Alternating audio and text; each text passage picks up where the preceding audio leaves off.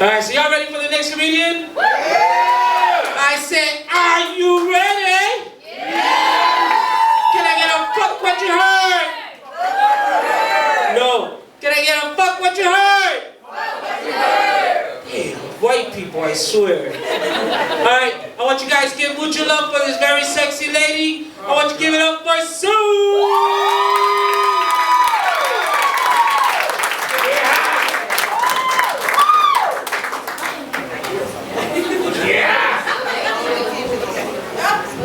Alright, I want to thank everybody for showing up tonight. This is my 1-year anniversary show, a year ago today. I'm really glad to be here. At my age, I'm happy to be anywhere anymore. And Pedro was talking about New Year's. Well, we did a show 2 days before New Year's Eve, and I made a resolution that this year I was going to find me a good man. And I did. And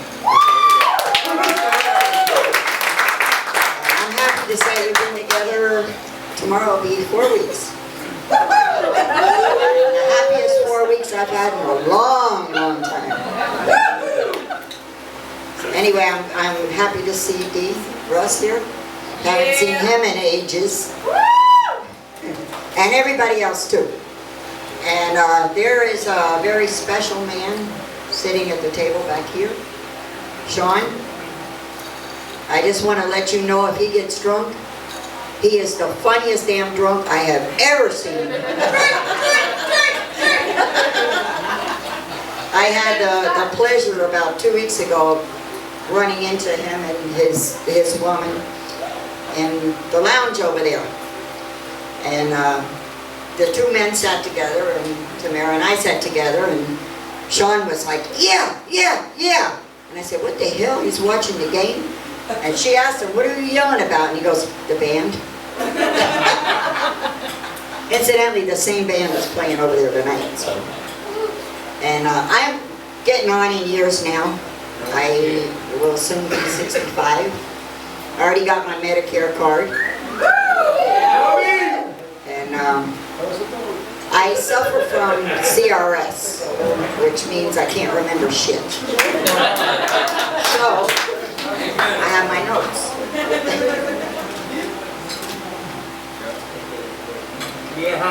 Those of you who have seen me perform before, you know that I do a lot of Turkey Point jokes.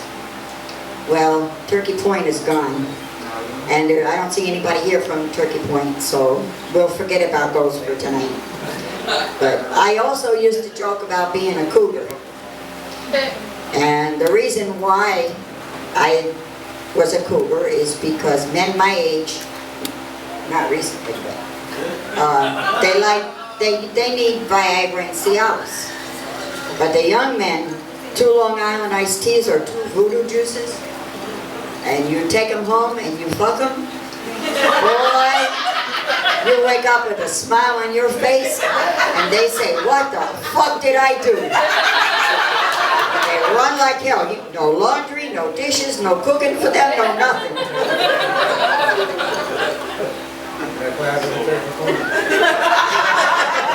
Thank God for that. Anyway, ladies, if you're looking for your knight in shining armor, 9 times out of 10, you're going to find an asshole in tinfoil. Believe me, I speak from experience. Not now, but before.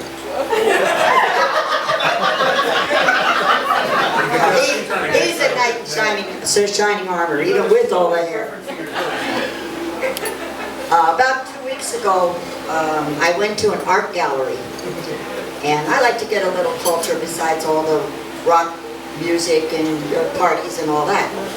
And there was a picture up on the wall of 3 black men sitting on a bench. And the middle one had a white dick. And I'm like, what the hell? I've never seen a black man with a white dick. So I asked the curator, I said, what's the meaning of this picture? 3 black men and one has a white dick. And he said, well, they're all coal miners. The middle one went home for lunch.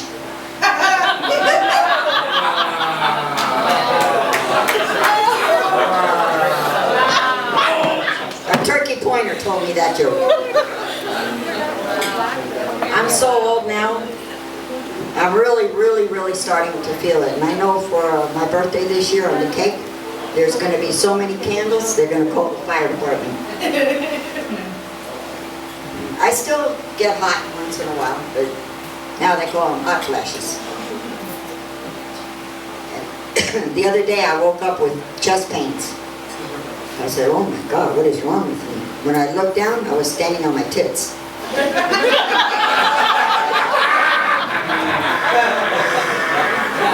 Men still like to look at them. The only problem is now they have to go like this. Don't worry, baby, you're going to get there someday.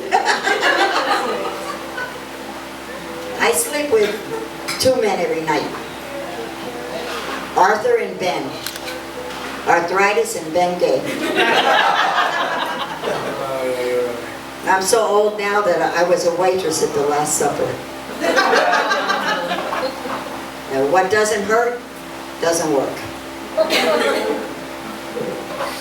And just because there's no snow on the roof anymore, thanks to Lady Claro, but just because there's snow on the roof doesn't mean there's no fire in the kitchen.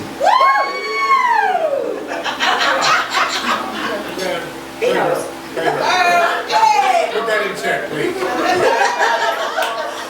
When I was working, I'm retired now, but when I was working, I worked for a doctor's office at Mount Sinai Hospital in Miami Beach. And we had a male patient who was on his deathbed. And I went into his room to check on him one day, and his wife was there and holding his hand and saying, don't worry, baby, everything's going to be fine. He said, no, I have a confession to make. She said, no, you don't have to confess anything. Just rest. Take it easy. He said, no, baby, I really have to tell you this before I die. I cheated on you. I cheated on you with your mother, your sister, the neighbor, your aunt. She says, I know, honey, don't worry about it. That's why I poisoned you.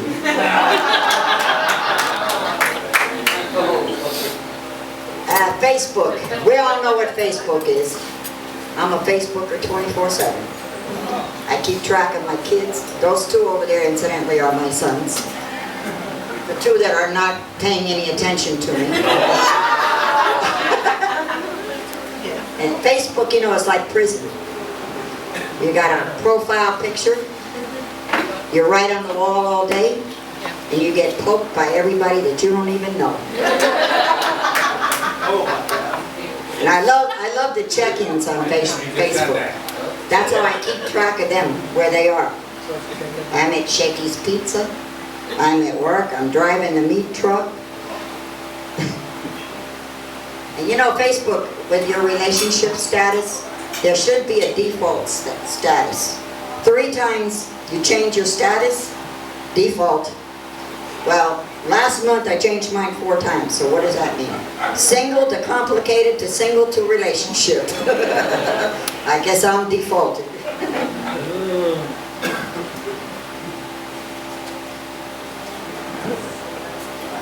I'm going to read this because I just wrote this yesterday. There are rules in relationships. The female always makes the rules, and she has a right to change them at a moment's notice. The female is never wrong. Cool it with the light, baby. In a successful relationship, the man always has the last words. Yes, dear. The man wears the pants. Incidentally, I had this shirt made. The man wears the pants, but the female holds the zipper. Next show, I'm going to be wearing this shirt. And where in the world would men be without women? They can never find anything. They'd be naked, they'd be hungry, and they would stink to high heaven. Those of you who know me, some of you know me, some of you don't. I'm an animal lover. I rescue cats, and I have one rescue dog. But the cats have all been adopted out, and I was feeling kind of like empty nest syndrome now. My kids are grown up and gone, and I went to PetSmart and was looking around. I looked at the birds, I looked at the lizards, and I looked at the guinea pigs, and nothing caught my eye. And I turned around to leave, and I saw like a tank down on the bottom, and there was the ugliest frog in there I've ever seen in my life. And he winked at me, and he said, "Baby, take me home. You won't be sorry." I said, "Damn, a talking frog?" I said, "Okay." So I paid for him, put him in the car, started on my way home, and he winked at me again. And he said, "Baby, kiss me, you won't be sorry." And I said, "Uh-oh. I've kissed a lot of frogs in my time, so what the heck?" So I kissed him. And he turned into the most handsome guy I've ever seen in my life. A body to die for. And I said, "Oh boy." And I looked at him and I said, "Okay, now it's your turn. You kiss me." So he kissed me, and guess what I turned into? The nearest hotel I could find. Okay, I have two words before I get off stage. For the men, guys, never underestimate the power of an older woman. You take their teeth out, you get the best blowjob in town.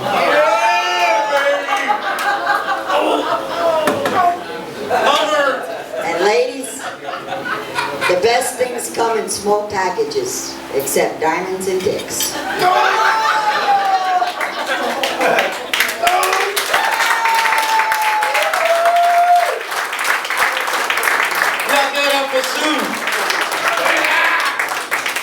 Nasty.